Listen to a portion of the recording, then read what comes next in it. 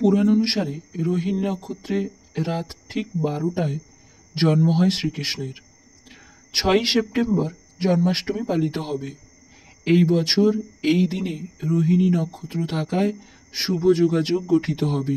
তবে বৈষ্ণব মতে যারা কৃষ্ণের আরাধনা করেন তারা 7ই সেপ্টেম্বর জন্মাষ্টমী পালন করবেন।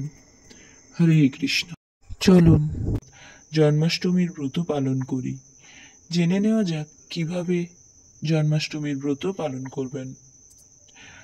প্রথমত, জন্মাষ্টমীর আগের দিন নিরামিষ অন্ন খেয়ে সংযম পালন করতে হবে এবং রাত 12টার মধ্যে খেয়ে নিতে হবে। ঘুমানোর আগে অবশ্যই ভালো করে মুখ ধুয়ে ঘুমোতে হবে।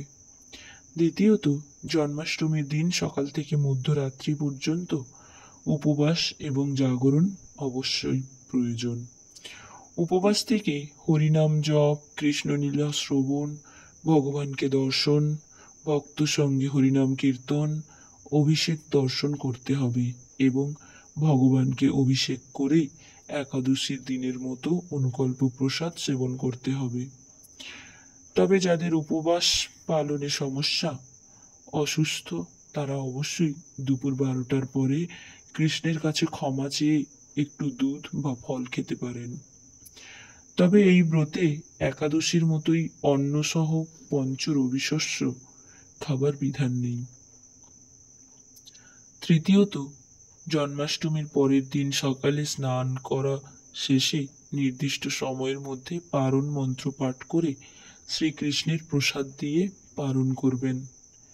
আসুন পারণ মন্ত্র জেনে নেওয়া যাক। পারণ আরম্ভের মন্ত্র: সর্বায় সর্বেশ্বরায় সর্বপতয়ে সর্বসম্ভবায় গোবিন্দায় নমো নমঃ। পারণান্তে মন্ত্র: ভূতায় ভূতেশ্বরায় ভূতপতয়ে ভূতসম্ভবায় গোবিন্দায় নমো নমঃ। এইভাবে জন্মাষ্টমী ব্রত পালন করতে হয়। হরে কৃষ্ণ।